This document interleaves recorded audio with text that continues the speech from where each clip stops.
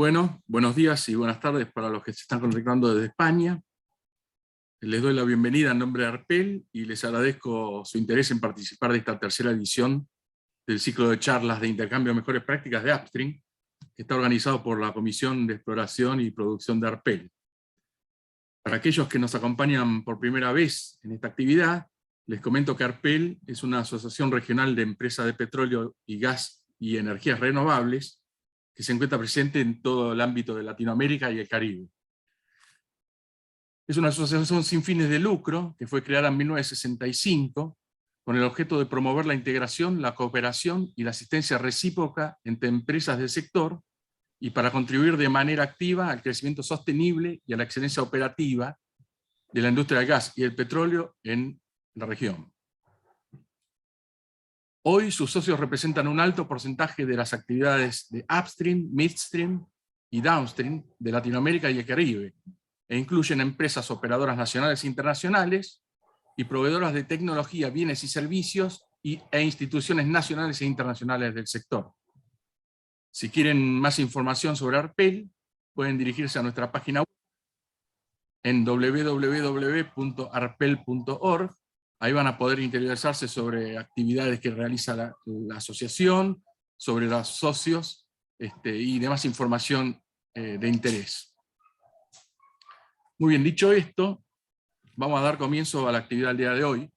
La charla va a ser exploración en aguas remotas y ultraprofundas de cuencas de frontera, desafíos y soluciones, y estará a cargo de Pablo Cristo Sabornín, de la Gerencia de Exploración y Producción de ENCAP.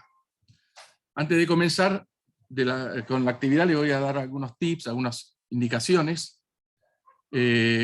Como saben, hay traducción simultánea. Para acceder a la misma o para acceder a la sala en inglés, se pueden dirigir al icono que se encuentra en la parte inferior de la pantalla, con forma de mapa mundi. Ahí pueden seleccionar en el menú que se despliega si quieren estar en la sala en español o en la sala en inglés. Como ya se habrán dado cuenta, esta presentación va a ser grabada y posteriormente esta presentación va a ser subida al canal de YouTube de ARPEL, donde no solamente tendrán la posibilidad de ver en diferido esta charla, sino también podrán acceder a otras charlas anteriores, webinars o talleres que fueron llevados adelante por ARPEL. Luego de la disertación se va a abrir un espacio para preguntas, respuestas e intercambio de experiencia. Durante la presentación no se van a poder hacer preguntas, ¿sí? En todo caso, si tienen preguntas para hacer, les voy a pedir que las vayan escribiendo en el chat general para ser respondidas una vez que termine la presentación. Asimismo, una vez que terminemos la presentación y abramos el espacio de intercambio, van a también poder levantar la mano, si así lo desean, y hacer las preguntas en forma personal, o intercambiar experiencia con el auditorio o con el expositor. Por último, les voy a pedir que al finalizar, cuando salgan de la aplicación Zoom, van a tener una muy breve encuesta, son unas pocas preguntas, y que les vamos a agradecer que las contesten, porque es muy importante para poder orientar el interés de esta actividad hacia futuras charlas. Bueno, quiero agradecer especialmente al ingeniero Pablo Cristo Sabornín y por su intermedio a ANCAP por compartir con todos nosotros sus conocimientos y experiencias en este tema. Pablo Cristo Sabornín es el jefe de Geociencias de ANCAP, tiene una experiencia de 15 años trabajando como especialista, líder o fiscal en proyectos de exploración y producción de recursos minerales en el offshore y en el offshore de Uruguay, Argentina y Venezuela. Su experiencia incluye la participación en proyectos de sísmica 3D marina, sísmica 2D marina y terrestre, y la perforación de pozos de exploración. Ha participado en el diseño y supervisión técnica de decenas de contratos petroleros, contratos de exploración, multicliente o contratos de servicios. Anteriormente trabajó para el DINAMA, que es la Institución Nacional del Ambiente de Uruguay, y para organismos internacionales por 8 años en diversos asuntos vinculados al monitoreo y la gestión ambiental. Sus intereses académicos y profesionales incluyen la exploración geofísica, la evaluación de riesgos, la gestión de salud, ambiente y sustentabilidad de proyectos de petróleo y gas, y el diseño y optimización de tecnologías de producción. Cristo además es autor y coautor de más de 20 artículos técnicos presentados en conferencias locales e internacionales incluyendo la SPE, el SAG y el APG. Es ingeniero químico, egresado de la Facultad de Ingeniería de la Universidad de la República de Uruguay. Cursó una especialización en explotación y producción de hidrocarburos organizada por YPF y PetroSkills en Buenos Aires, Argentina, y tiene una maestría en Ingeniería de Petróleo en la Universidad de Heriot-Watt en Edimburgo, Reino Unido. Cristo es miembro de la SP y de la Asociación de Ingenieros Químicos de Uruguay. Pablo, te cedo la palabra. Gracias.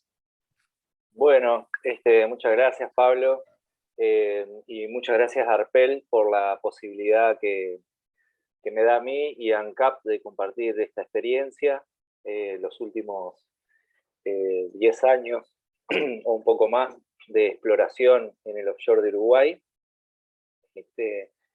Y voy a tratar de en forma breve, presentar los principales desafíos que enfrentamos para llevar adelante los proyectos de exploración en el offshore de Uruguay, en condiciones, como les voy a detallar más adelante, en áreas remotas, o sea, muy alejadas de la costa, en aguas profundas y ultraprofundas, y también en condiciones de cuencas de frontera, o sea, donde no hay experiencia de producción, donde no hay descubrimientos y no hay una industria ni una cadena de valor vinculada al petróleo aún.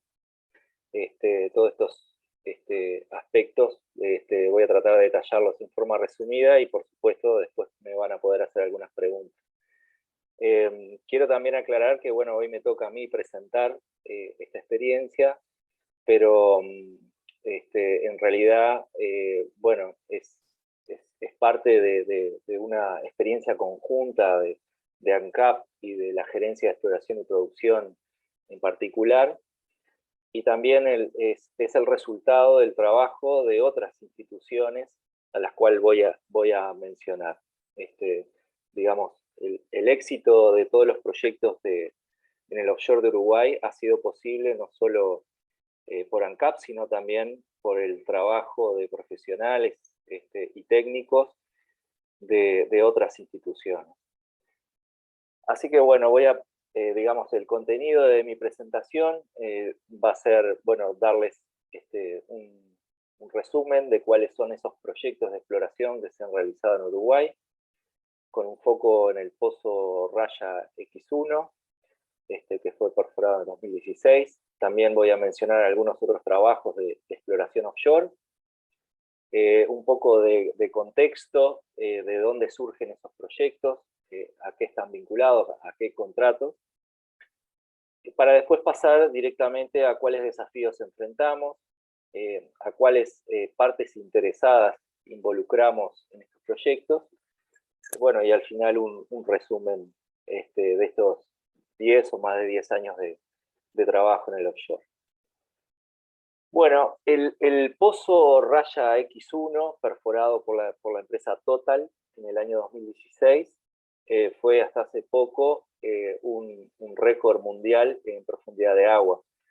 Se llegó a perforar en 3.400 y pocos metros de profundidad de agua. En ese momento, 2016, significó un récord, y hasta el año pasado, fin del año pasado, que la empresa Total perforó un pozo de 3.600 metros de profundidad de agua en Angola, seguía siendo el récord mundial. Fue perforado en una ubicación muy remota, aproximadamente 450 kilómetros del puerto base, que fue Montevideo. El proyecto de perforación en sí, o sea, la parte operativa, fueron 100 días de trabajo, y fue un proyecto exitoso desde el punto de vista operacional, porque fue realizado dentro del cronograma previsto, dentro del presupuesto previsto, y sin incidentes mayores entre marzo y julio de 2016. ¿Sí? Pero estos 100 días de operación del pozo o de perforación no reflejan realmente todo el trabajo previo que se hizo, que fue de 3 o más años, desde el trabajo de definición de la geología y la geofísica, la planificación y evaluación de riesgo, el diseño del pozo y de todas las operaciones auxiliares que significaba el proyecto. Todo lo relacionado a la compra de equipamiento y tubulares importantes, los permisos que se tuvieron que tramitar, los contratos. En este pozo participaron más de 40 subcontratistas para Total. Y bueno, también todo lo que significó la movilización y logística previa a esos 100 días de operación. El pozo llegó al objetivo. El objetivo era una turbidita del Oligoceno. Se encontró un cuerpo arenoso de muy buenas propiedades reservorio, de 135 metros de espesor. Y bueno, no obstante fue un proyecto y una operación exitosa, es un pozo declarado seco, ¿sí? No encontró hidrocarburos. Todo este proyecto, que fue, digamos, el punto culminante de todo un trabajo de exploración previa, incluye otros proyectos de exploración también desarrollados en el offshore de Uruguay, en aguas profundas y ultraprofundas. ¿Sí? En el periodo que va del 2012 al 2017, se adquirieron cerca de 27.000 kilómetros de sísmica 2D, más de 40.000 kilómetros cuadrados de sísmica 3D, se adquirió datos electromagnéticos 3D, se hicieron trabajos de geoquímica de superficie, magnetotelúrica y relevamientos ambientales. Si uno pone todo eso sobre un mapa, ve que la densidad de información es muy importante. Ahí en el mapa que está a la derecha no está señalada la profundidad de agua, pero tenemos que el trabajo se concentra bastante en aguas que van de los 1.000 a los 4.000 metros de profundidad. Ese fue, digamos, uno de los principales objetivos de todo este trabajo de exploración que se realizó entre el 2012 y 2017. Y el contexto de dónde surge esta exploración, o cómo luego de mucho tiempo sin demasiada actividad en el offshore de Uruguay aparecen estos proyectos, puede ubicarse hacia el 2012, donde ANCAP realizó un llamado ofreciendo áreas, lo que se llamó Ronda Uruguay 2, ofreciendo 15 áreas en el offshore de Uruguay para que empresas internacionales ofrecieran programas de trabajo exploratorio y firmaran contratos de exploración-explotación. ¿Sí? Esta ronda fue una de las más exitosas en su momento para cuencas de frontera en el mundo. Se presentaron 19 ofertas y 8 áreas recibieron ofertas. 8 de las 15 áreas recibieron ofertas, lo cual marca el interés en ese momento, en el año 2012, por cuencas de frontera, por el Atlántico Sur. ¿Sí? A la derecha vemos el mapa de las áreas que fueron adjudicadas al final de esta ronda, y vemos empresas de un calibre muy importante como BP, BG, que luego fue adquirida por Shell, Total y Tullow Oil. ¿Sí? Luego, estas áreas que fueron adjudicadas a estas empresas, también las empresas lograron el farm down con otras empresas también de importancia como ExxonMobil, Equinor. O sea que en este periodo Uruguay, a través de este modelo de rondas, logró la participación de empresas muy importantes, y un compromiso de exploración también muy importante e inédito para el offshore de Uruguay, un valor nominal de cerca de 1.500 millones de dólares en geofísica, geoquímica y el pozo exploratorio. Bien, ya, digamos, luego del éxito de esa ronda en el 2012, nos dimos cuenta de los desafíos de todo tipo que enfrentamos con los proyectos que se habían propuesto, ¿sí? Desafíos desde el punto de vista de la ingeniería, la tecnología, pero también otros desafíos que tienen más que ver con lo social o lo ambiental, ¿sí? Y todo vinculado a que estábamos explorando o que íbamos a explorar aguas ultraprofundas en ubicaciones muy remotas, muy lejos de la costa, y que, y esto es un tema creo muy importante, desarrollar actividades que no eran tradicionales en Uruguay. Los últimos pozos que se perforaron en Uruguay databan de 1976, ¿sí? Otro contexto regulatorio, otro contexto institucional. Prácticamente estábamos haciendo de nuevo toda esta actividad porque 40 años significaba un espacio de tiempo muy importante y la experiencia que eventualmente se podría haber ganado en los años 70 ya no existía en Uruguay, a nivel institucional, a nivel de recursos humanos, etc. ¿Sí? Así que bueno, eso fue uno de los desafíos también muy importantes y en los cuales me voy a detener a continuación. Y uno de los objetivos que nos marcamos era hacerlo bien, permitir que las empresas internacionales que les mencioné, como BP, como Total, como DG o Tullow Oil, pudieran desarrollar en forma adecuada esos proyectos, pero también que esos proyectos tuvieran en cuenta digamos, el contexto institucional y también a las partes interesadas en Uruguay, ¿sí? De forma de poder construir una industria y un ambiente de negocios sustentable en el largo plazo. O sea, el objetivo no era solo lograr que estos proyectos se concretaran, sino que se hicieran de una forma sustentable, ¿sí? Y teniendo en cuenta todos los intereses, preocupaciones y expectativas de las partes interesadas en la medida de lo posible.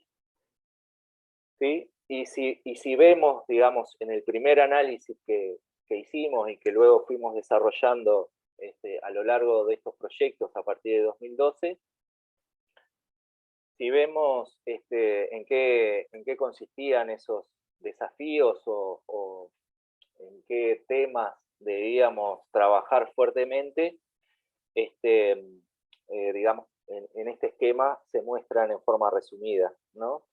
Tanto ANCAP como el operador debían trabajar, o los operadores, las empresas petroleras, debíamos trabajar no solo en la parte de ingeniería y tecnología para llevar adelante los proyectos, sino también tener en cuenta los aspectos ambientales, los aspectos de logística y puertos, desde dónde se iban a desarrollar estos proyectos, la parte marítima, los temas fiscales y de aduaneros, tener en cuenta también otros usuarios del espacio marítimo, en particular la pesca, pero también otros usuarios con los cuales compartimos el espacio marítimo, y también abordar los aspectos de contenido local o de la posibilidad de incluir bienes y servicios y recursos humanos uruguayos en estos proyectos en la medida de lo posible. ¿Sí? Bien temprano, digamos, en este proceso, comenzamos una serie de intercambios con las partes interesadas, hicimos varias convocatorias abiertas a talleres y reuniones, y luego trabajamos con las partes interesadas, reuniones y talleres específicos, para poder transmitirles toda la información que teníamos, pero también para llegar a acuerdos en cómo íbamos a realizar estos proyectos, ¿sí?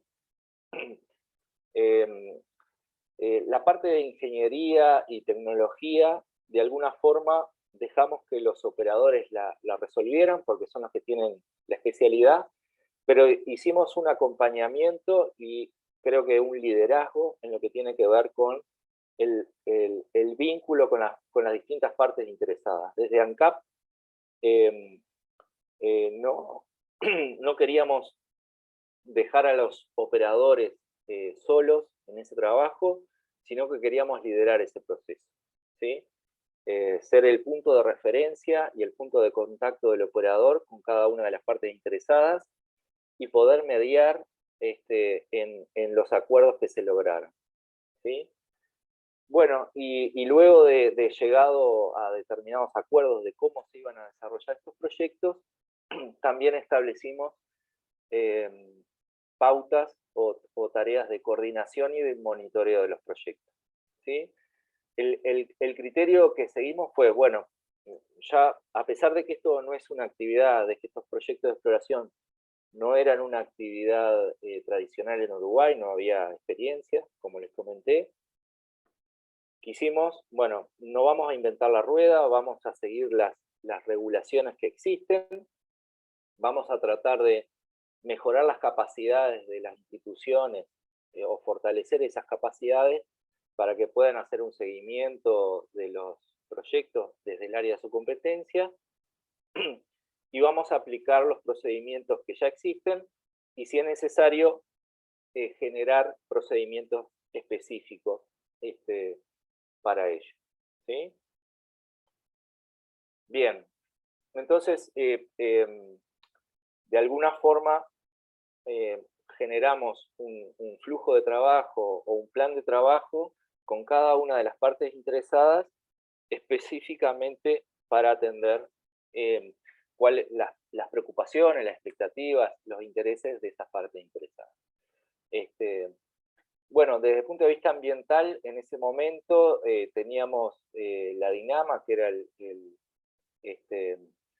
la Dirección Nacional de Medio Ambiente, que era la institución competente en temas ambientales, y que, bueno, requería o estaban establecidas determinadas licencias ambientales necesarias para operar, ¿sí? Pero también otros partes interesadas muy importantes en el tema ambiental era la academia, la universidad y centros de investigación, y las organizaciones no gubernamentales vinculadas al ambiente, ¿sí?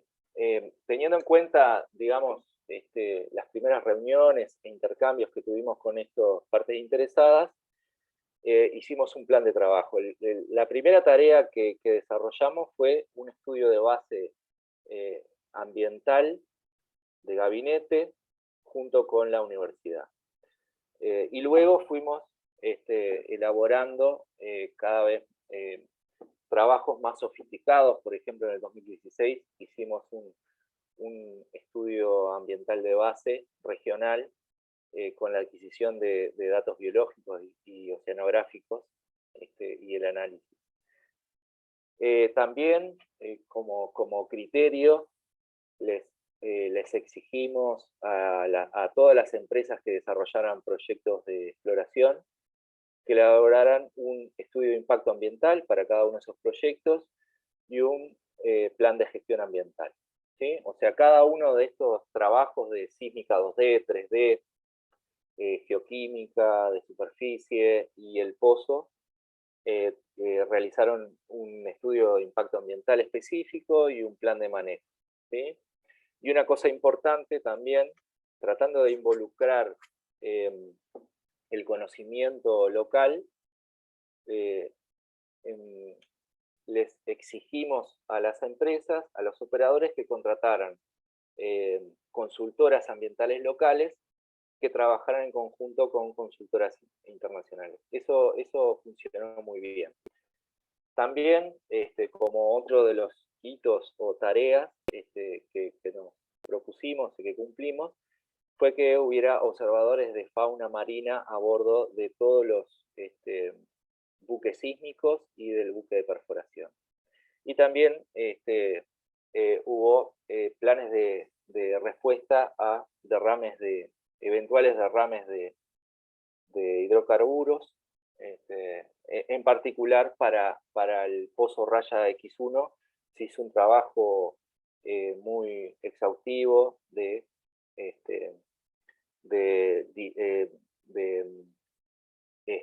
respuesta a eventuales derrames de hidrocarburos. Hay que tener en cuenta que en ese momento estaba muy vivo el tema de, o muy en la prensa y en el tapete, por lo menos en Uruguay, del derrame de Macondo en el Golfo de México, y bueno, había una preocupación muy grande de varias partes interesadas y de varias instituciones por evitar o por generar mecanismos de prevención y de respuesta a ese tipo de catástrofes.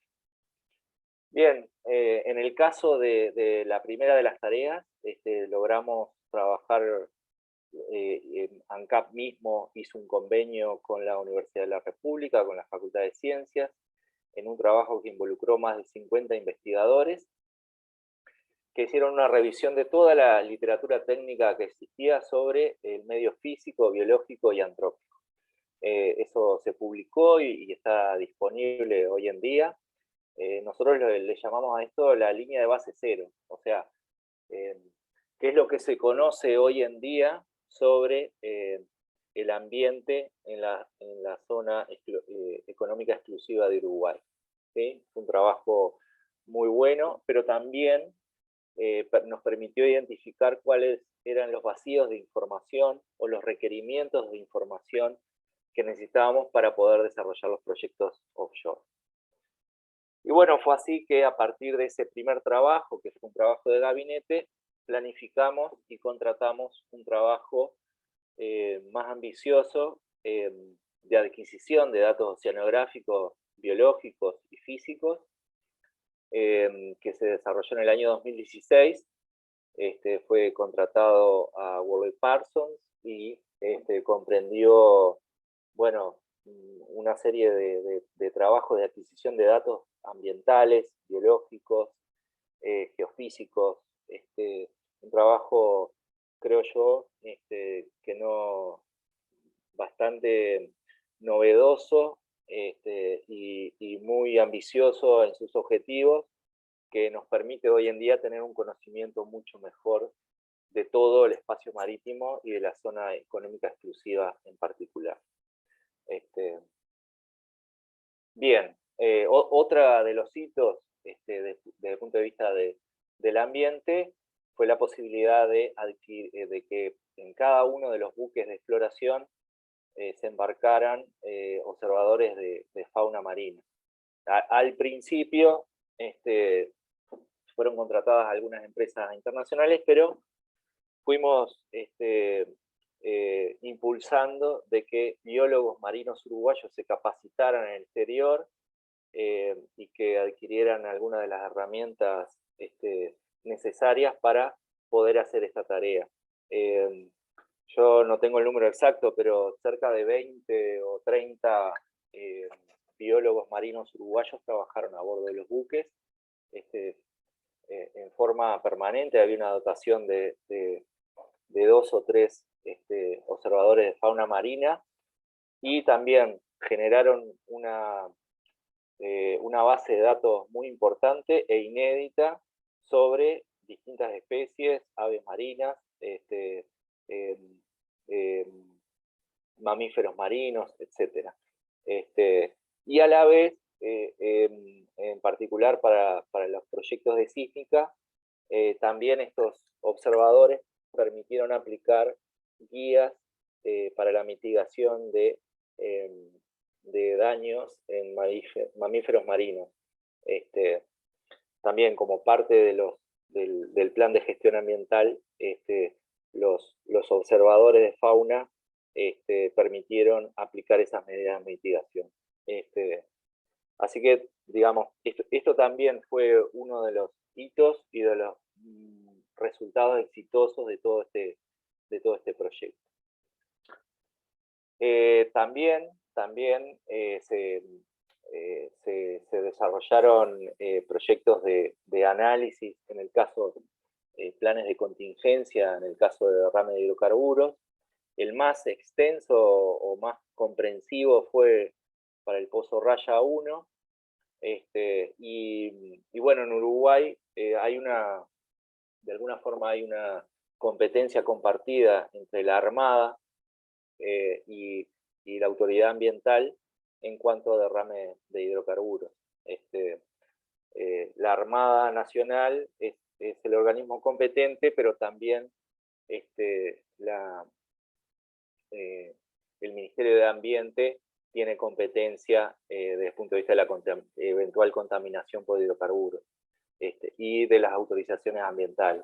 Así que también creo que de forma no había registros de un proyecto que se desarrollara en el mar en Uruguay que tuviera la autorización de ambas autoridades desde el punto de vista de la prevención y respuesta a derrame de hidrocarburos, lo cual nos genera una buena experiencia y fue una experiencia exitosa. Esto no es solo un plan teórico, sino que hubo simulacros. La empresa Total que perforó el pozo trajo equipamiento, contrató equipamiento en Uruguay y también tenía un backup en el exterior en el caso de un eventual derrame, ¿sí? Para dar respuesta adecuada a esa contingencia. Bien, eso, digamos, en forma muy resumida, todas las actividades que nosotros impulsamos, y tareas y acuerdos que impulsamos desde el punto de vista ambiental. Desde el punto de vista portuario y marítimo también hubo mucho trabajo, porque al no haber una experiencia o trayectoria de la industria offshore en Uruguay, teníamos que crear todo desde cero. Y bueno, una de las primeras cosas que se hizo en conjunto con el operador fue evaluar cuál era la infraestructura portuaria y logística que existía en Uruguay para decidir desde qué puerto base se iba a hacer el pozo, ¿sí? Hasta ese momento todos los buques de sísmica habían utilizado el puerto de Montevideo como puerto base, pero el pozo tenía requerimientos especiales. Los pozos de perforación y más en áreas remotas y en aguas profundas tienen requerimientos de puerto y logísticos mucho más importantes que un proyecto de sísmica.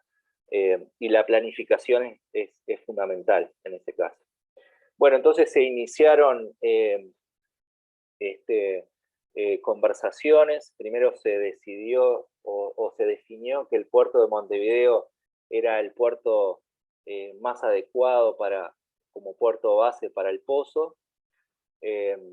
Y en el puerto de Montevideo se iniciaron conversaciones y en la búsqueda de acuerdos con el administrador de ese puerto, que es la ANP en Uruguay.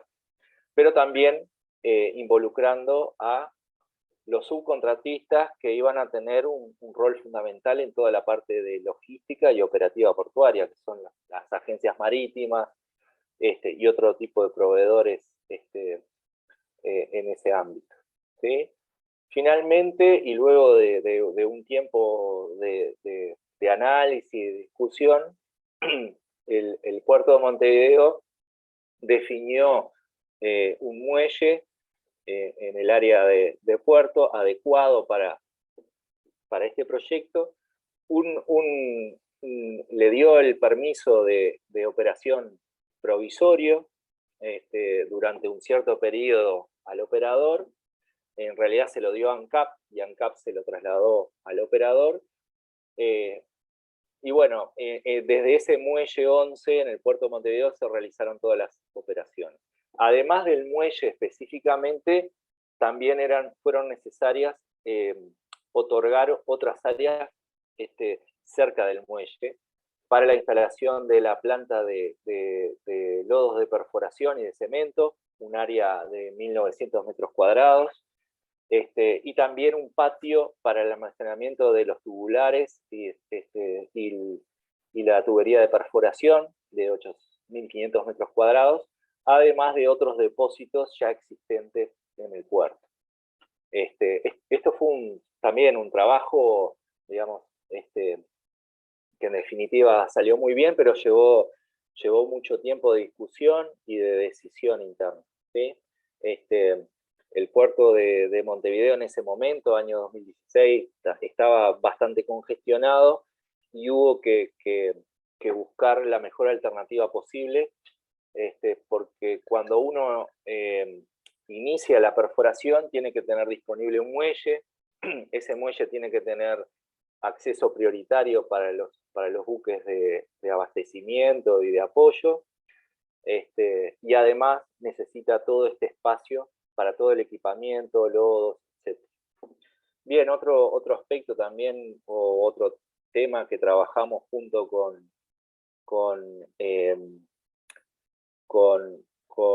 otras partes interesadas fue la cuestión de los helicópteros, ¿no? Necesitábamos conseguir un espacio y un lugar adecuado para la logística con los helicópteros. Todos estos, digamos, infraestructura adecuada para helicópteros de alta autonomía. Como les dije, desde el puerto de Montevideo teníamos 450 kilómetros, pero bueno, digamos, eso era adecuado para la operativa de los buques, pero para los helicópteros era más adecuado moverse a un lugar más cerca de la costa, y por eso se decidió operar desde Laguna del Sauce. También, desde ahí hubo que hacer acuerdos y lograr determinados procedimientos para que todo estuviera bien preparado y, para el pozo. Y bueno, también otros aspectos logísticos, desde dónde se iban a almacenar todos los insumos y consumibles para el proyecto de perforación. Así que, digamos, resalto este trabajo porque fue un trabajo desarrollado durante los 3 años de preparación, muy intenso, y que también es parte del éxito del proyecto en general. Ahí hay una foto, un mapa del área donde operamos antes de que nos otorgaran el muelle. Ese muelle estaba siendo usado por buque de pesca, con lo cual también hubo que negociar o llegar a acuerdos para mover esos buques y dejar el espacio libre para la operativa de la perforación, ¿sí? Y bueno, también en Laguna del Sauce, cerca de Punta del Este, definir las áreas adecuadas para la operativa de los helicópteros, ¿sí? Aquí un mapa y una foto de la planta de lodos que se instaló bien al lado del muelle 11 en el puerto de Montevideo. También requirió obras civiles, porque, como les dije, no había ninguna infraestructura construida para las exigencias y las dimensiones que tenían este tipo de proyectos, ¿sí? O el área que nos cedieron en el puerto de Montevideo para el almacenaje, un patio para almacenaje de los tubulares, la tubería de perforación, etc. Todo el equipo de peso y grandes dimensiones que se utilizó en la perforación. Bien, otro aspecto que involucró el trabajo con las partes interesadas fue los temas marítimos, y ahí la jurisdicción o la competencia es básicamente de la Armada Nacional, ¿sí? Hay una serie de regulaciones marítimas que son competencia de la Armada Nacional y que tienen que ver con la seguridad en la navegación, con, como les dije, en la respuesta y la prevención de derrame de hidrocarburos, pero también la autorización de buques, del tránsito de buques, y los aspectos más vinculados a la jurisdicción. Estamos en un espacio, nosotros trabajamos en un espacio marítimo, la zona económica exclusiva, que desde el punto de vista del lecho marino y el subsuelo, son jurisdicción uruguaya, pero el mar, el agua, tiene una jurisdicción internacional o de tránsito compartido. Y además de todo eso, también estábamos trabajando en zonas donde está definido una zona común de pesca con Argentina. O sea que todos los aspectos jurisdiccionales y de soberanía también era necesario atenderlos en este proyecto.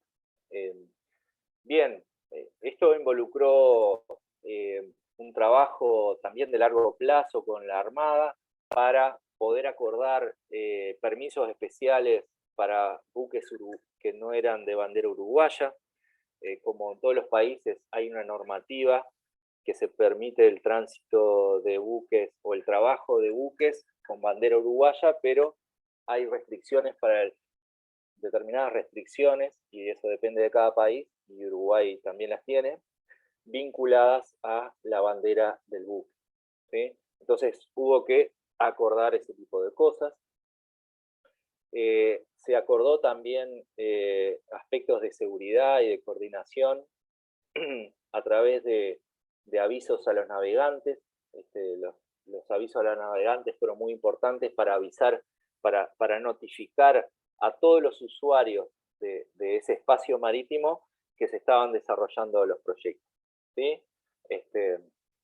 No se definieron zonas de exclusión en particular, sino que se logró dar aviso a todos los buques de pesca, buques que estaban circulando por la zona, para que evitaran, o para evitar cualquier tipo de colisión o problema de seguridad, ¿sí?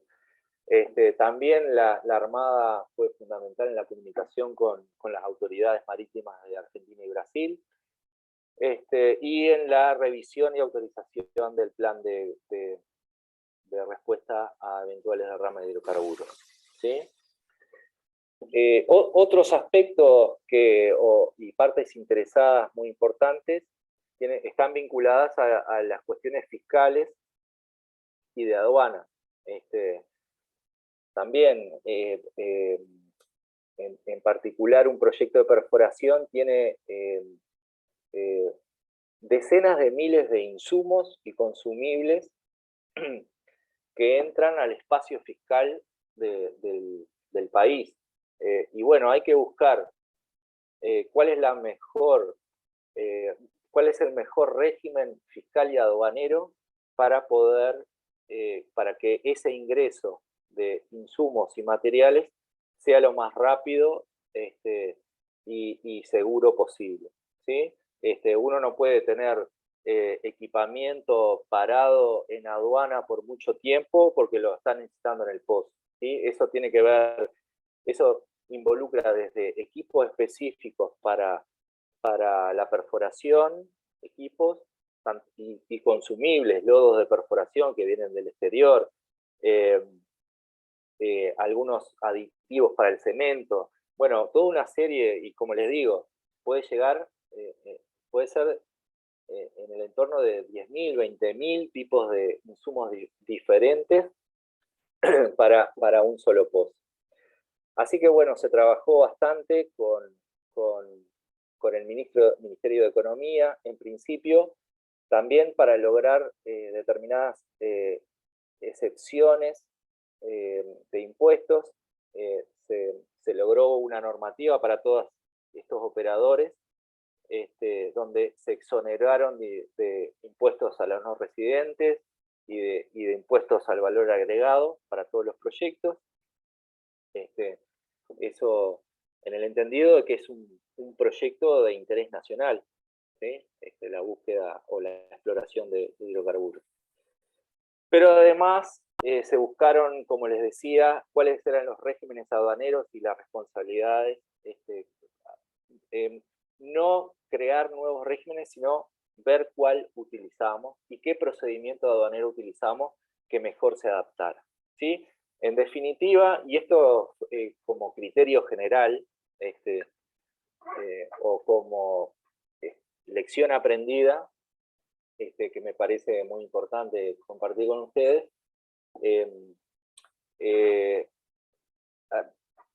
muchas de las responsabilidades fueron asumidas por ANCAP en nombre del operador, ¿sí? Y esto responde fundamentalmente a que hay una cierta confianza de las autoridades hacia una institución que tiene ya más de 70 años en Uruguay, que es ANCAP, y de esa forma es muy difícil generar confianza en los proyectos, en el tiempo muy acotado que puede tener un operador en un país, ¿sí? Un operador llega a un país, nunca desarrolló proyectos de exploración, y ANCAP en ese caso asumió determinadas responsabilidades en nombre del operador, y eso fue necesario, por ejemplo, en algunas cuestiones aduaneras, ¿sí? Muchos de los ingresos de mercaderías, de equipamiento, fueron avalados por ANCAP porque así lo pidió la autoridad aduanera en Uruguay.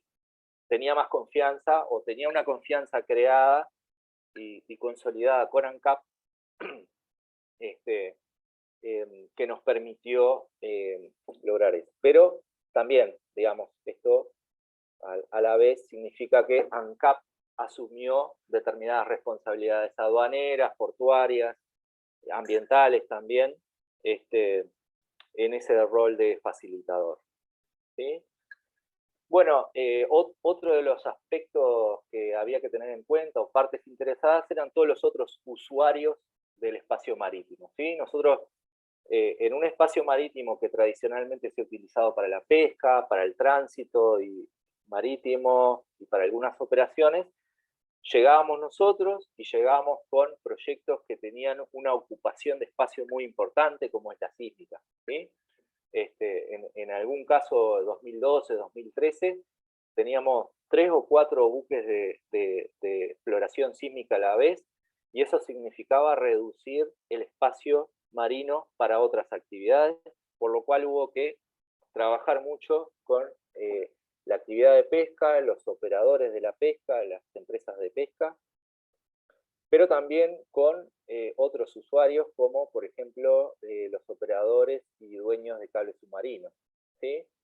El criterio en este caso fue siempre el mismo, digamos, promover la coexistencia de las actividades, o sea que todas las actividades se pudieran desarrollar en forma más o menos normal, y compartir el espacio marítimo, ¿sí? Ese fue el criterio que nosotros promovimos y que todavía promovemos, ¿sí?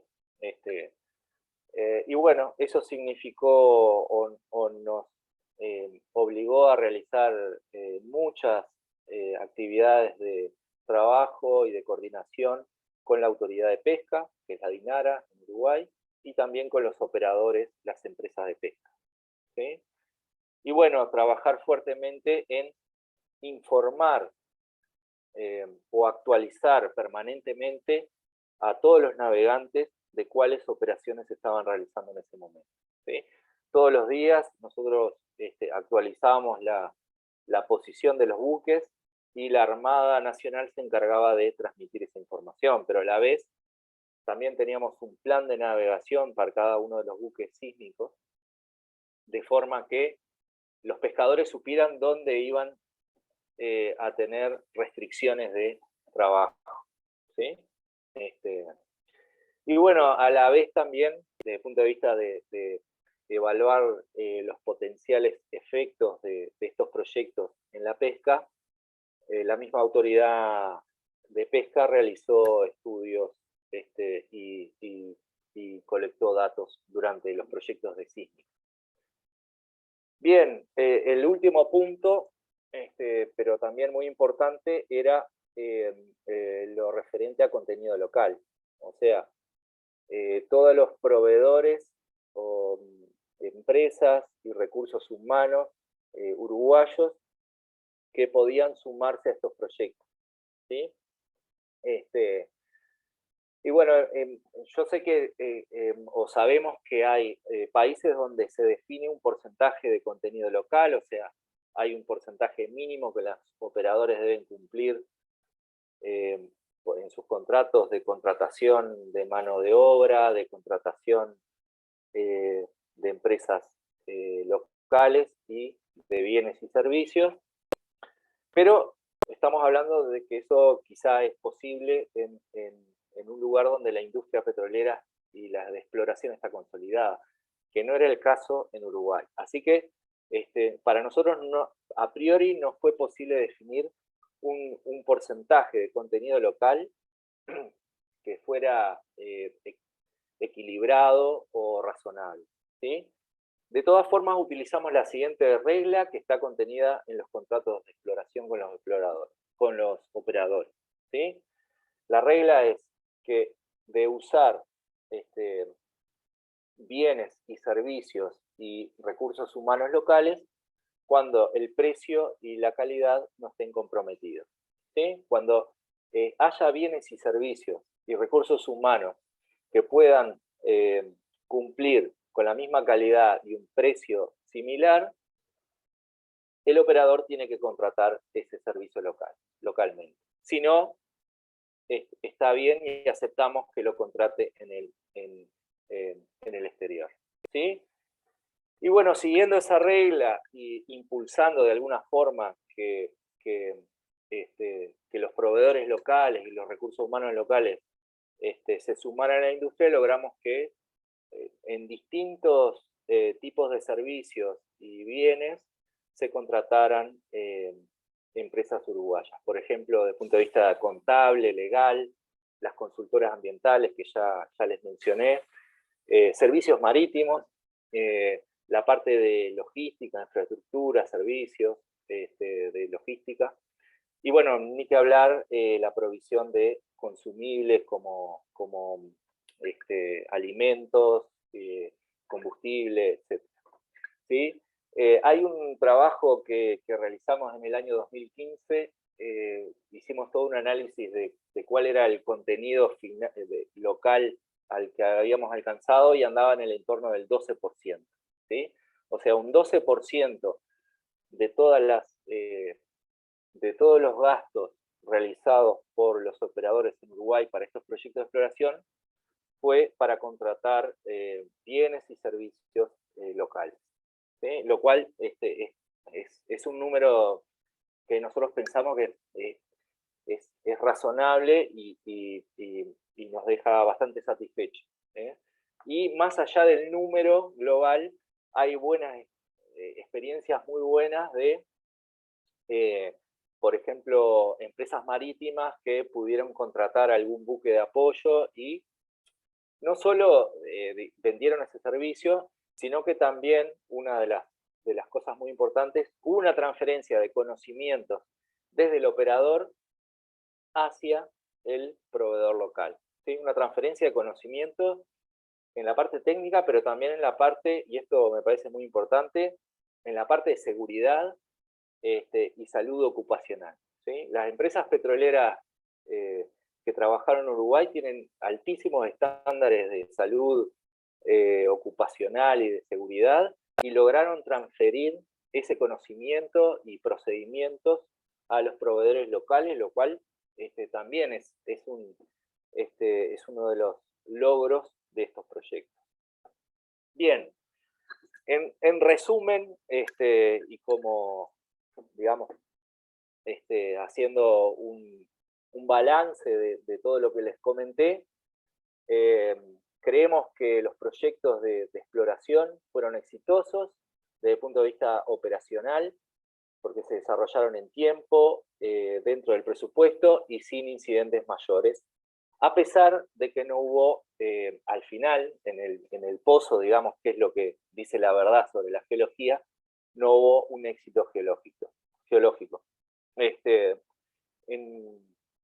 en todos los trabajos de exploración tuvimos indicadores de HCE muy buenos, salvo en un proyecto de sísmica donde tuvimos una fatalidad y algunos otros indicadores, pero bueno, se corrigió, el operador modificó, paró las operaciones y se tomó su tiempo para poder replanificar y poder prevenir nuevos accidentes.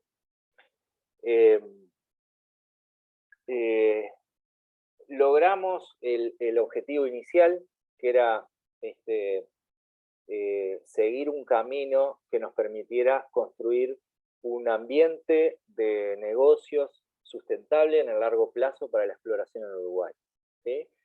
Y eso creo que es una de las lecciones aprendidas más importantes para transferir a otros países y otras agencias de hidrocarburos de la región que estén en la misma situación que nosotros, cuencas de frontera y aguas profundas, etc., es la necesidad de planificar y tener una acción específica con todas las partes interesadas, ¿sí? Eso creo que es una de las lecciones aprendidas más importantes de todo este proceso, ¿sí?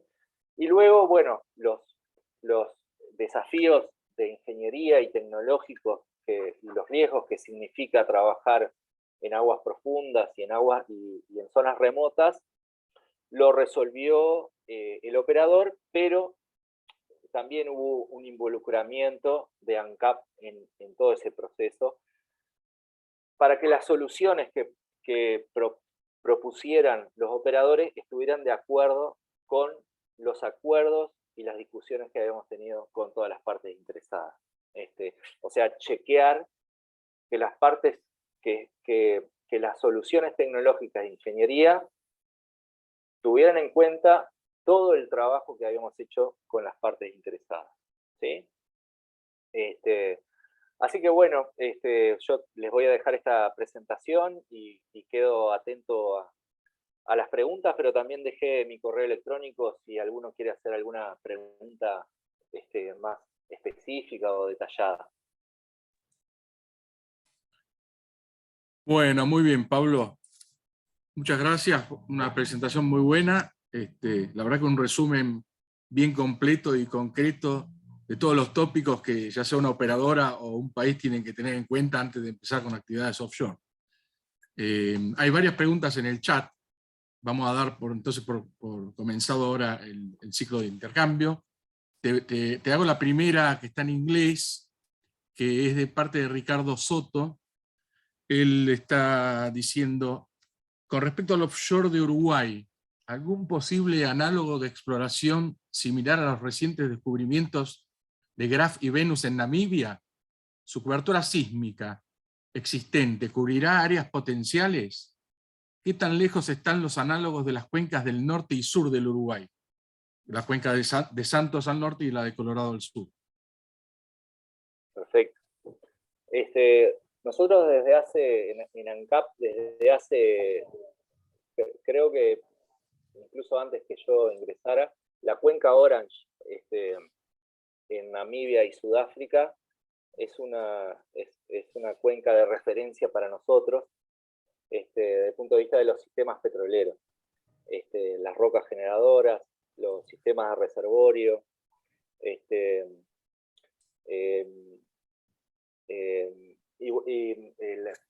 la parte, digamos, de geología estructural, la evolución de esas cuencas, tenemos una analogía muy clara, y esos elementos del sistema petrolero se pueden correlacionar muy bien. Lo que menciona Ricardo de los últimos descubrimientos de Graf y Venus en Namibia, tienen, por lo que yo entiendo, en el sistema petrolero involucrado la roca generadora aptiana. Bueno, nosotros en Uruguay no tenemos, todavía no se ha perforado a esa profundidad porque el pozo de Total llegó al Oligoceno, o sea, estamos hablando que les faltaron tal vez 2.000 metros más de perforación para llegar al aptiano, pero desde el punto de vista de la sísmica tenemos bien identificada la presencia de esa secuencia, de esa edad aptiana, que se correlaciona muy bien con las rocas generadoras de Namibia, pero aparte con un espesor mucho más importante que en Namibia. O sea que, desde el punto de vista geológico, hay una correlación muy buena. Y estos descubrimientos en Namibia, de alguna forma, le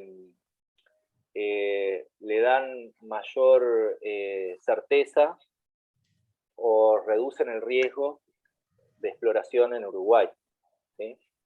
En toda esa zona que yo les mencioné, digamos, donde tenemos identificada la secuencia aptiana, nosotros tenemos sísmica 3D. O sea que las analogías desde el punto de vista geofísico se pueden hacer muy bien. Muy bien. Ahora tengo otra pregunta en el chat de Diego Astengo. No sé, Diego, si preferís hacerla personalmente, te habilitamos el micrófono. Si no, la hago yo, como prefieras.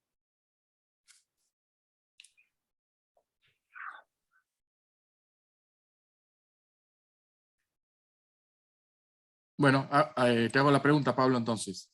Ahí está, Diego. A ver si...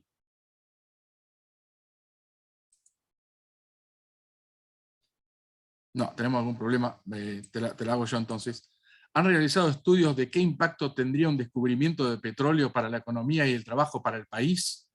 ¿Qué chance de éxito de descubrimiento manejamos para esos proyectos? Habla de éxito geológico. Ajá, ajá. Bien.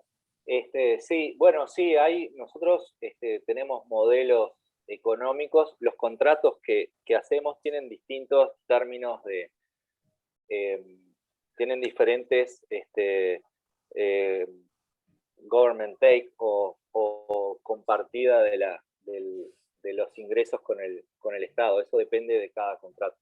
Pero en general anda, digamos que podemos decir que del ingreso neto de la exploración de petróleo, más del 50 o el 60% de los ingresos brutos, netos, quedan para el Estado, de una forma u otra.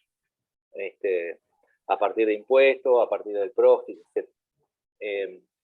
O sea que, digamos, para Uruguay, un descubrimiento en offshore, en aguas profundas, primero, para que sea comercial, tiene que ser un descubrimiento importante, de más de 300 millones de barriles, o 300 y pico millones de barriles. Y en ese caso, bueno, los ingresos para el Estado uruguayo serían muy importantes. Y tendría un impacto fuerte en la economía, ¿sí? Ni que hablar que un yacimiento de ese tamaño, la mayoría del hidrocarburo se exportaría. Pero también significaría la posibilidad desde el punto de vista económico, pero también de soberanía, la posibilidad de contar con el recurso que hoy en día no tiene ANCAP, y el Uruguay importan todo el hidrocarburo, el crudo y el gas natural. Así que con tenerlo en el territorio no solo sería un impacto desde el punto de vista económico, sino también de soberanía energética. Y luego la otra parte de la pregunta es la probabilidad de éxito. Ahí está. Exacto. Bueno, nosotros evaluando las distintas probabilidades de los elementos del sistema petrolero, tenemos identificados hoy en día cerca de 60 leads y prospectos en el offshore de Uruguay, ¿sí? De esos hemos hecho la evaluación de más de 20, la evaluación volumétrica, y estamos en el entorno entre el 5 y el 20% de probabilidad de éxito geológico. Dependiendo del tipo de play, etc. Pero andan en eso, entre el 5 y el 20% de probabilidad de éxito. Perfecto. Tengo otra pregunta de Diego Barba, de Ecuador. Dice, buen día, ¿puedes explicar un poco sobre las excepciones de impuestos para proyectos de exploración? Sí. ¿Explicarnos sus leyes tributarias? Bien. Bueno, hay un régimen de excepción en Uruguay que cuando los proyectos son de interés nacional y tienen impacto positivo en la economía de alguna manera, o pueden tenerla en el futuro, se pueden exonerar determinados impuestos. En particular, para estos trabajos de exploración, aplicaba el impuesto a la renta de no residentes, que es un 12%. O sea, cuando se contratan, por ejemplo, el buque de perforación, cuando Total contrató el buque de perforación, si hubiéramos mantenido el régimen fiscal normal, tendría que haber pagado un 12% de ese contrato como impuesto a la renta no residente. Y así todos los proyectos de exploración cuando contrataban servicios en el exterior. ¿Sí? Ese fue uno de los impuestos que se exoneró por esta situación y en forma excepcional y por ese periodo y por esos proyectos, ¿no? No quiere decir que en el futuro se siga la misma línea, desde el punto de vista nuestro creo que es acertada, pero se tendrá que discutir en su momento. ¿Sí? Y por otro lado, también en la contratación de bienes y servicios locales, donde aplica el impuesto al valor agregado, o VAT, en Uruguay se llama IVA, también se exoneró, ¿sí? Atendiendo a que este era un proyecto de interés nacional. Esos fueron básicamente los dos impuestos más importantes que se exoneraron de todos los proyectos de exploración, ¿sí?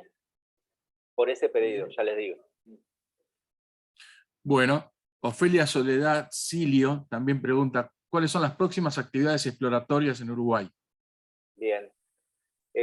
Bueno, nosotros tuvimos desde el 2017 hasta hoy, hemos tenido, bueno, acompañando, digamos, la situación de la exploración global, hemos tenido un periodo de inactividad bastante importante, pero por suerte,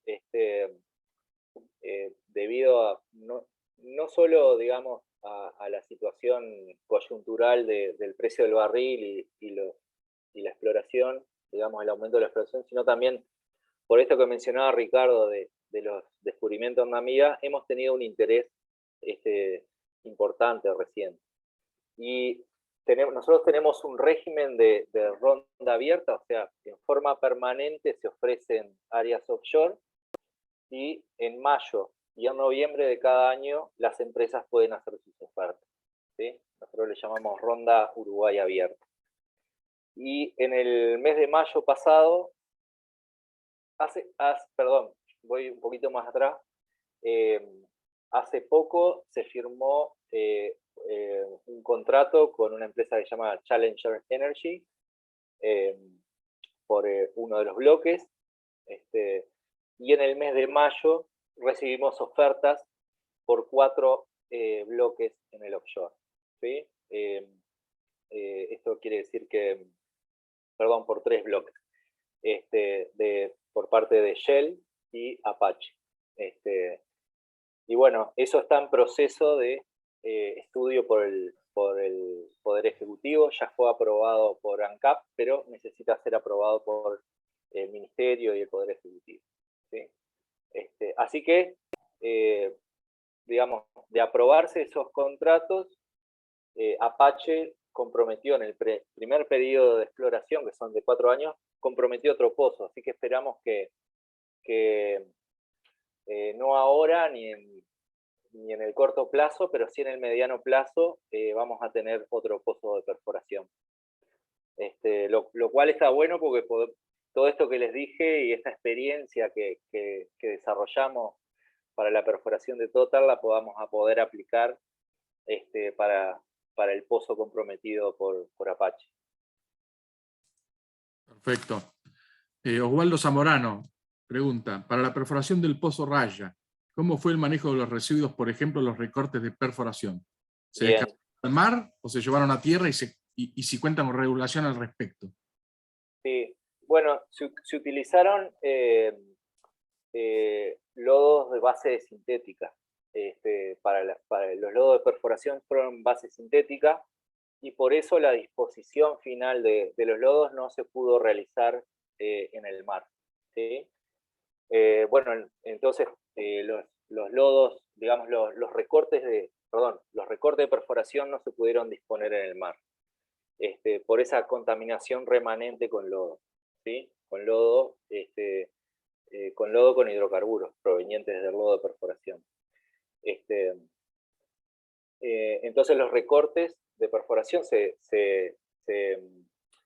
filtraron a bordo del buque de perforación, y el residuo sólido se trasladó a el puerto de Montevideo, donde hubo una empresa de gestión de residuos contratada para la disposición final de esos lodos, de esos recortes de perforación. Perdón. Los lodos se volvieron a utilizar. La empresa contratada para la gestión de lodos fue Newpark, una empresa digamos, con sede acá regional en Brasil. Importaron los lodos y en la misma planta de lodos que yo les mencioné que había en el puerto, reciclaban el lodo que volvía de la perforación, ¿sí? Y ese lodo reciclado fue reexportado a Brasil, ¿sí? Los residuos que eventualmente quedaron de ese recicle del lodo también se gestionaron a través de un operador local. Muy bien. Omar Cruz pregunta, ¿en qué tiempo obtuvieron o se requiere para adquirir la licencia ambiental correspondiente para este tipo de proyectos? Perfecto. Bueno, en el caso de la perforación, desde el inicio del trámite, que es la comunicación del proyecto a la autoridad, hasta el otorgamiento de la licencia, pasó 1 año y 9 meses, ¿sí? Ese año y 9 meses, posiblemente en el futuro tengamos, o esperamos que en el futuro tengamos tiempos más reducidos de trámite, porque hay que acordarse que en ese año y 9 meses la autoridad ambiental tuvo que aprender de los proyectos, incluso tuvieron que contratar consultoría o asesoramientos para poder analizar el proyecto y tomar decisiones. Y además estábamos aprendiendo todos, ¿no? Creo que el tiempo fue adecuado considerando todas esas limitaciones, 1 año y 9 meses. En el caso de la sísmica, los proyectos de sísmica 3D, la licencia ambiental, la última que se gestionó, fue de 9 meses, el tiempo de trámite de la licencia ambiental. Así que esos serían los tiempos de referencia que pensamos que van a ser menores a medida que esto, digamos, se siga desarrollando. Bueno, tengo otra pregunta, Diego Astengo, pero que entiendo que ya está contestada. Paso a la siguiente.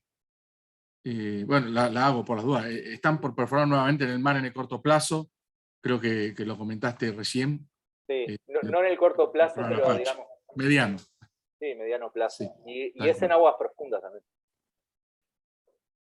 Eduardo Peirotti nos pide si podés profundizar un poco más en los resultados obtenidos en los estudios realizados acerca de los impactos ambientales. Bien.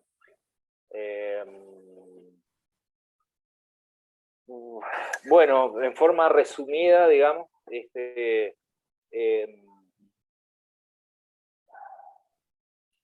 los estudios, se hicieron varios estudios de base ambiental.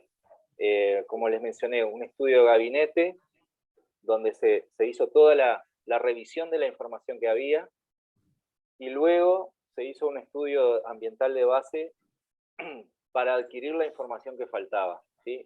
Desde el punto de vista regional. A la vez, la empresa Total hizo un estudio ambiental de base más ubicado en la zona donde iba a perforar.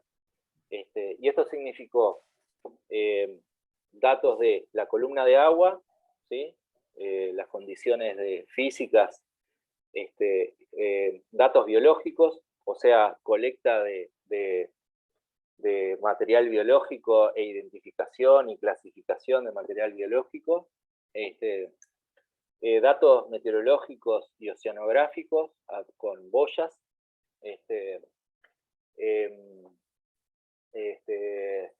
bueno, lo que les mencioné de la observación de mamíferos y de fauna marina en general a bordo de todos los buques. Todo eso, digamos, comprendió todo lo que tiene que ver con estudios de base ambiental, ¿sí?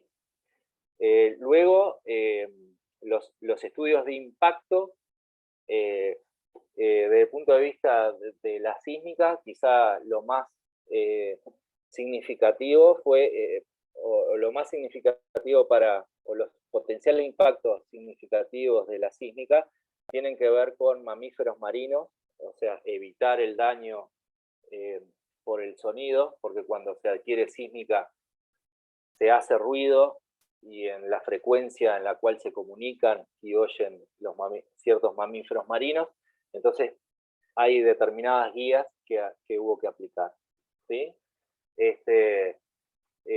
Y después también en la perforación creo que uno de los los mecanismos de gestión más importantes es la prevención y la respuesta a eventuales derrames de hidrocarburos, ¿sí? Eso, digamos, en forma muy resumida, en qué consistió todo el abordaje ambiental de estos proyectos. Pero si hay alguna pregunta específica, me puede mandar la pregunta a mi correo, que yo también hemos publicado alguna cosa respecto a eso. Muy bien, bueno, Raúl Octavio Casillas pregunta, dice: Pablo, felicitaciones por la ponencia. En el tema de seguridad industrial y seguridad operativa, ¿cómo regularon la operación de perforación del pozo? ¿Dejaron al operador realizar la perforación con sus estándares o ustedes proponen estándares mínimos de seguridad para la operación del pozo? Perfecto. No, nosotros de alguna eso fue trabajado junto con el operador. El operador propuso y nosotros chequeamos contra estándares internacionales y también los nacionales.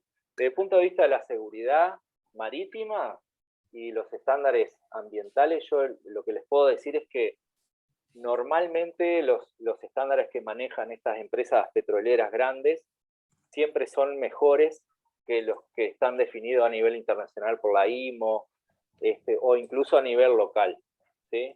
Entonces, básicamente se adoptaron lo que propuso el operador. En algún caso específico, como nosotros veíamos todas las operaciones, lo que hicimos fue, bueno, adoptar el mejor estándar que habían propuesto las empresas, ¿sí? Por ejemplo, en materia de los planes de gestión ambiental, revisamos todos los planes y dijimos, bueno, este es el mejor, queremos que todos los operadores trabajen con estos estándares que son los mejores que nos han propuesto.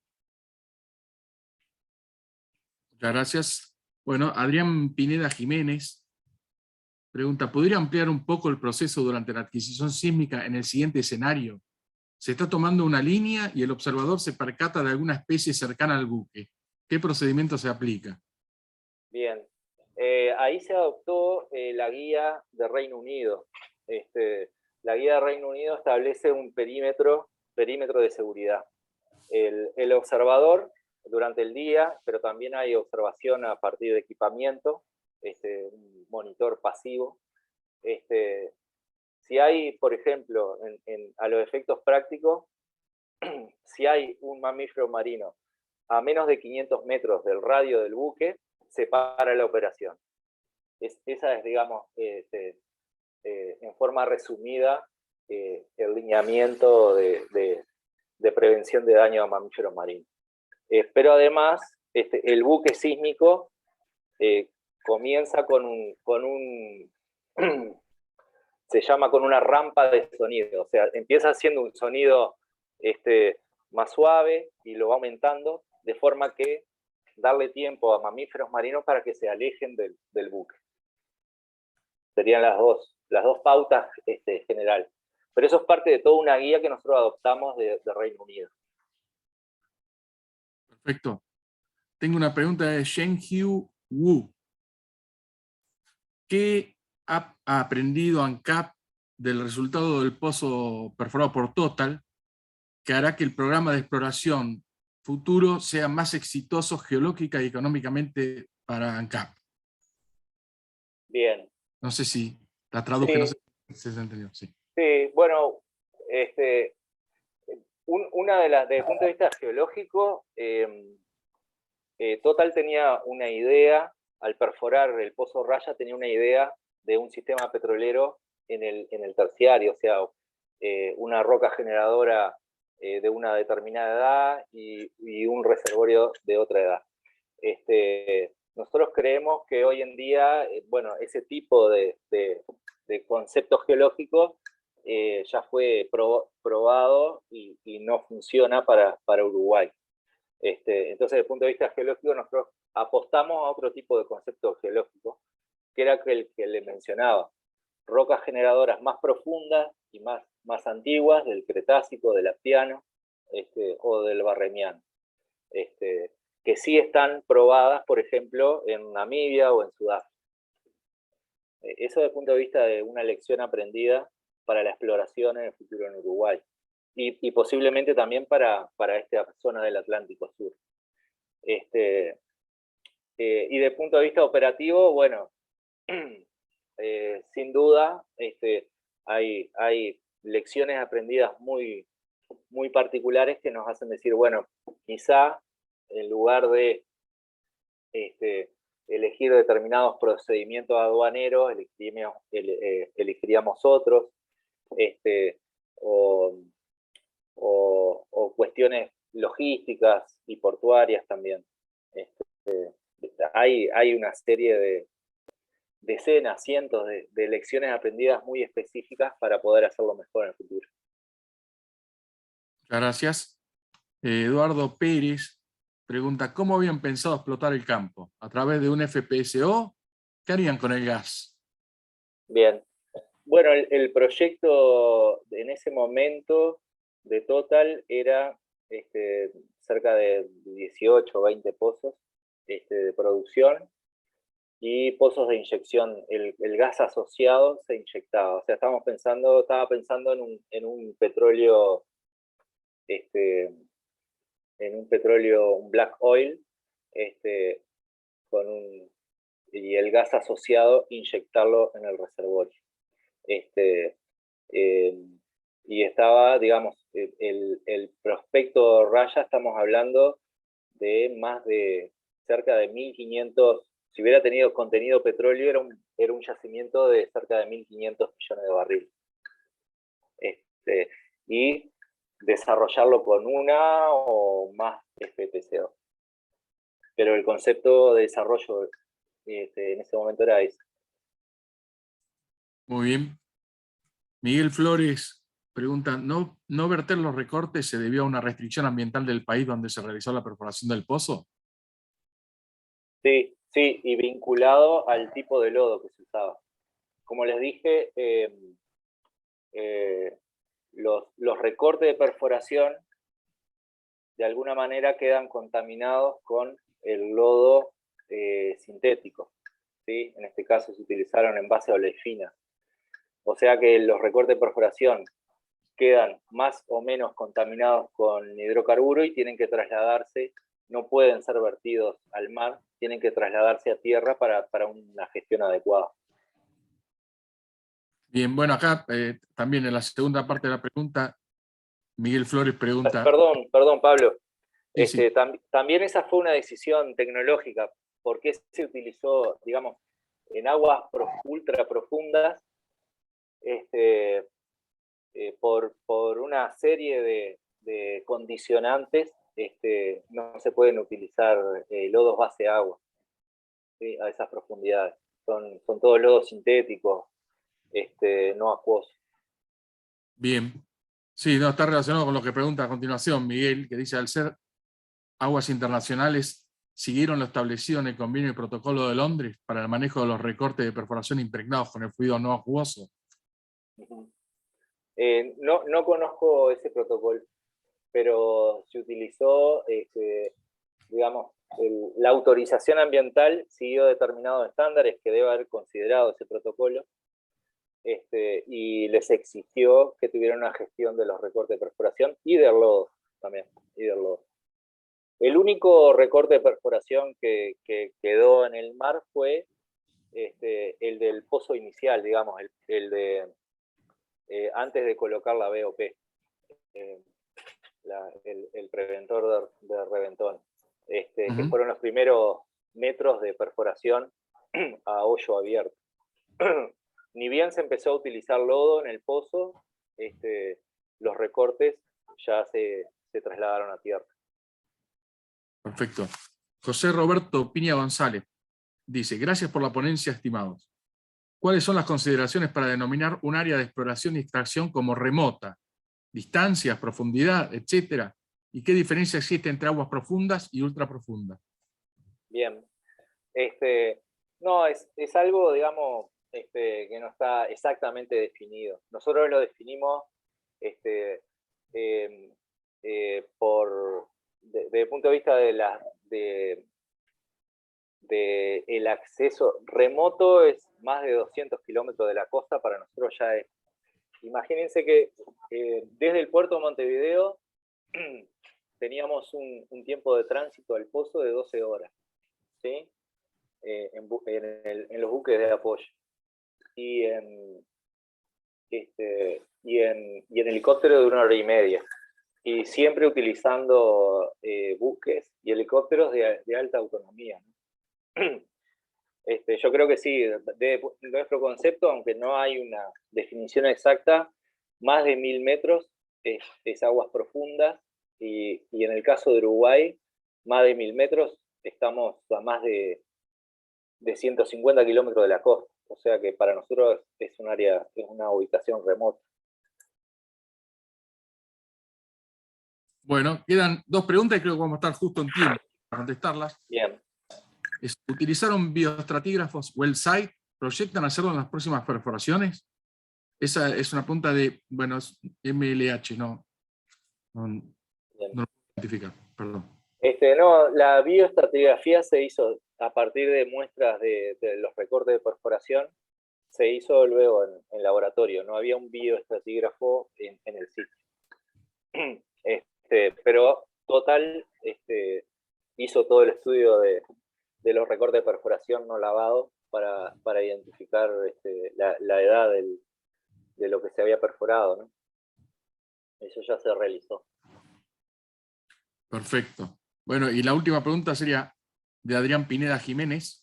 Dice, con el riesgo exploratorio alto que tienen, ¿por qué no programaron investigar también el sistema petrolero mesozoico?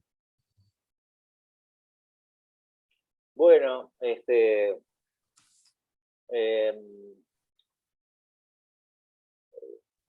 en realidad, Total tenía, digamos, Total y las empresas tenían en principio como objetivo el sistema petrolero mesozoico. Pero a partir de la información sísmica, Total identificó, de la sísmica 3D, identificó este prospecto en particular, Raya, que tenía un riesgo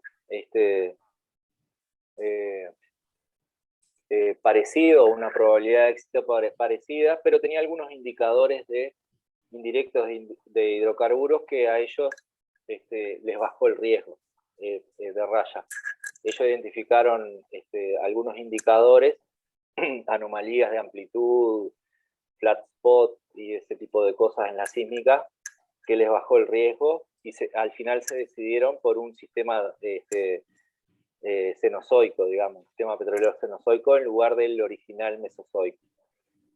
Pero hoy en día no hay, digamos, no es que haya un acuerdo, pero sí hay una tendencia a pensar de que los sistemas que realmente funcionan en Uruguay, los sistemas petroleros, son los sistemas petroleros cretácicos, ¿no? Pero bueno, digamos, también la perforación es una decisión del operador. Digamos, ¿dónde planifica perforar? Nosotros tenemos nuestra opinión, pero en definitiva el proyecto es del operador y ellos perforan donde entienden que el riesgo o la probabilidad de éxito es mayor. Bueno, esas son todas las preguntas. Yo, Pablo, en nombre de ARPEL, te quiero agradecer especialmente por esta excelente presentación, por tu generosidad también para contestar todas las preguntas que se hicieron. Y bueno, por intermedio tuyo, agradecerle también a CAP por haber compartido toda esta experiencia con nosotros. Creo que fue excelente. Creo que hemos tenido un nivel de audiencia muy alto y generó mucho interés. Así que te agradezco mucho, les agradezco a todos los que participaron también desde distintos lugares del mundo para esta ponencia. Y bueno, les deseo una buena tarde para todos y nos vemos la próxima, que sería el 30 de agosto. Muchas gracias a Arpelia y a todos los que participaron, y quedo a las órdenes, quedó mi correo por si quieren hacer alguna pregunta específica. Gracias, Buenísimo. Pablo. Bueno, que tengan buen día. Un saludo a todos. Adiós. Chao.